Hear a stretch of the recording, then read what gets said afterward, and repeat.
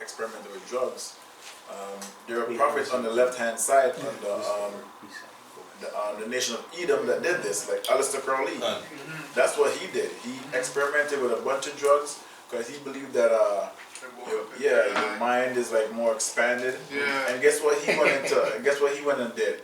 With all this wisdom that he said he got from drugs, he still believed that popping little boys is the highest form of witchcraft, right? So there's nothing good that can come from that. Beautiful. And you got Joe Rogan. He's like another prophets because he's always like accentuating this kind of act, man, right? And he has a lot of followers, and so he's like the prophet on the left hand side because you look at also the Joe Rogan, man. You know what I mean? And he's a funny guy, man. You know, I should try what he's talking about because you know he knows martial arts and whatever. So I listen to what this guy's saying. Yeah. So the most I said prophet on the left and prophet on the right, but you don't know they're prophet because the word prophet.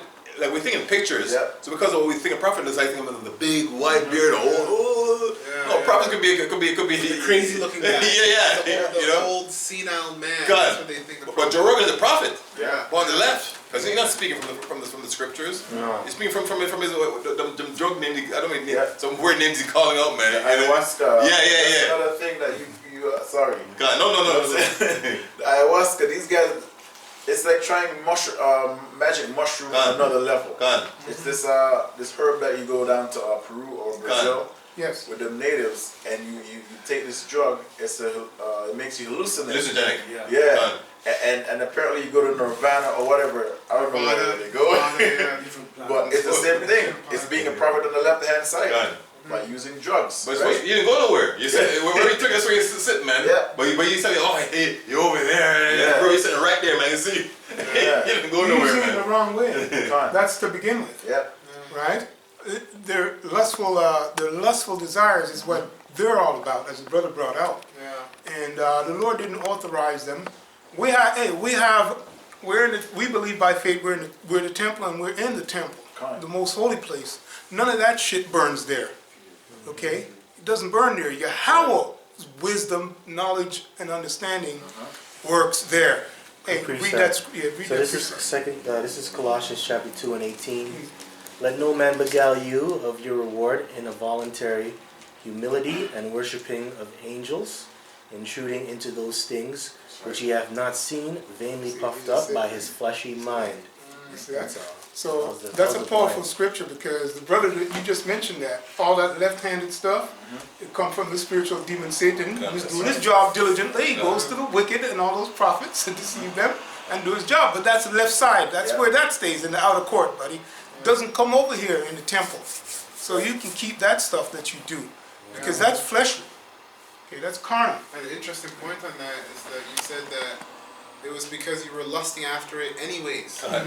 You know what I mean? So it's like before it got to anything, you were thinking about it. There's steps to everything. You were thinking about it, and you were lusting towards it. So the Most High just sent the Spirit to basically to make it come to fruition. Exactly, to make it come to fruition. You end up actually doing something. So you know, like I think there's a scripture that says a wise man will see his ways. Roughly paraphrasing. Will examine himself. Examine thyself. Proverbs. Proverbs. Examine thyself. Something. Yeah, you can get that real quick for me, because that's a really good point. Because all this stuff is given to you because you're lusting after it. So the Most High is okay. Well, you're not listening, you know, and you're not looking to the scriptures. Because really, if you're double-minded in action, you might as well go to the scriptures. Yeah. Because if you don't know if this is what you should be doing, it's safer to read if it is what you should be doing instead of just saying, well, you know what, maybe I'll be all right. The Most High knows my heart.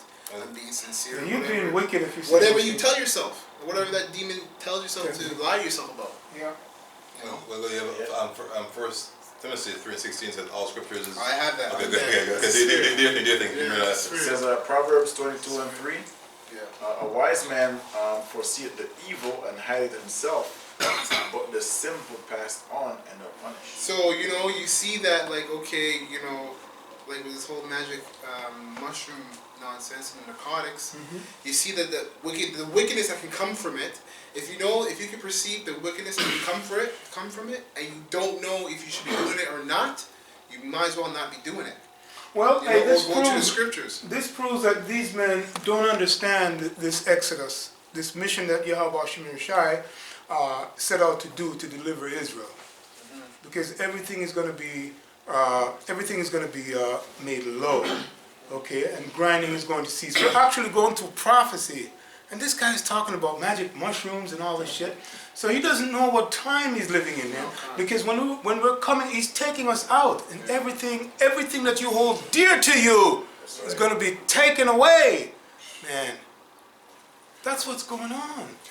You can't see it. You have a precept? Oh, you can't bring it out here. Just hold that. I have that one Hold that. precept real quick. No, not yet, 'cause he's still. Yeah, go ahead now. Okay, Who's going? No, yeah, you real bring that quick out. precept Hold that. here.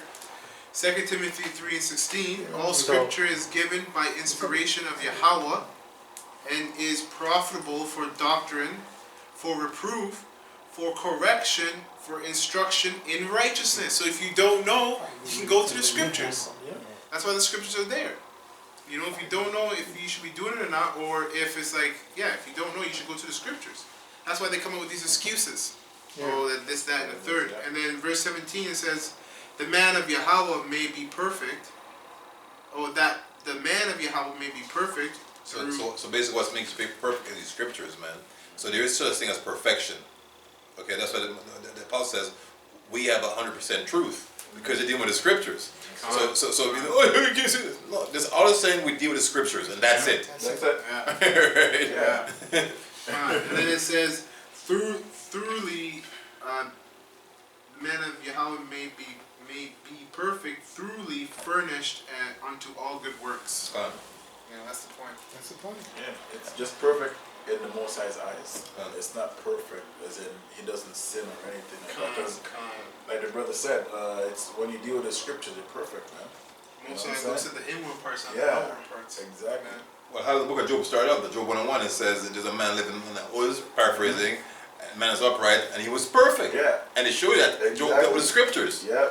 Right? Because no matter what came at him, you see, I'm sticking to what the book says right here.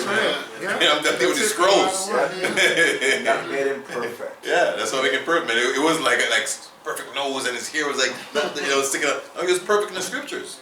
Right? So when Satan came in and tried to made him and tried him, right, which was sanctioned by the Lord, he said, nah, I'm chilling right here.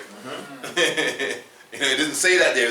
Job would be like, what scripture is that? That's what curse Lord, and what scripture is that? Yeah. If it says right there, I'll do it, but what scripture is that? You know? Can't find it. Can't find it. This is James 1:15, and it says, then when lust has conceived, it bringeth forth sin. That's right. And sin, when it is finished, bringeth forth death. Steps. It happens like that. Lust has conceived. It's like planting. Yeah. And then it says, bringeth, what did it say again? James 1:15. Then when lust has conceived, it bringeth forth sin. Bringeth, then you think about it, and then it's in your mind, then you do it. You commit the sin. And sin, when it is finished, bringeth forth death. There you go, straightforward, man. That's why it makes sense to refer back to the scriptures. Because I always say, be Bible, basic instructions before leaving earth. This is what you need to know. That's why he said Job stayed in the scriptures. You know, while he was going through what everything he was going through. All those ways of judgment and everything that we say or do is filtered through the Spirit. This word. This is how we live. Right?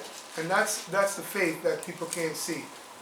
And we've always said it, hey, the more we go into this, the more stupid we look to those people, you know, like this wrath of heaven character, and the men that were sifted out, that the Lord sifted out. It doesn't even the wrath of heaven?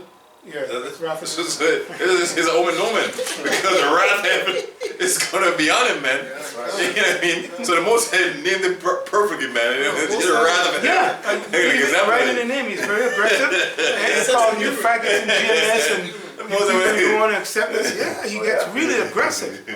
But wait, you last like 2 minutes into his shit. Because, you know that this is a demon. And we know who put that spirit on you because of your fleshly desires. Yep. Right? So when wisdom come to you and say, depart from evil, right? The fear of the Lord is wisdom, and depart from evil is to have understanding. That's right. Well, you're pushing magic mushrooms. Quick precept. Yeah, This go is ahead. First, this is Philippians chapter 1, verse 15. Okay. Yeah, go ahead, no, You're bring on up. camera, eh? Okay, no, doing? yeah, I can do that. It's okay. I'm telling them what to do. But So bring this up is precept. Go ahead. Philippians chapter 1, verse 15. Some indeed preach Yahushai, even of envy and strife, and some also of goodwill. The one preach Yahushai of contention not sincerely, supposing to add affliction to my bonds, but the other of love, knowing that I am set for the defense of the gospel. And this guy, he just wants to preach out of It envy and says strife. Right? love there. Hey, listen. If this guy if he understood this wrath of heaven character, understood what love is, he would know that's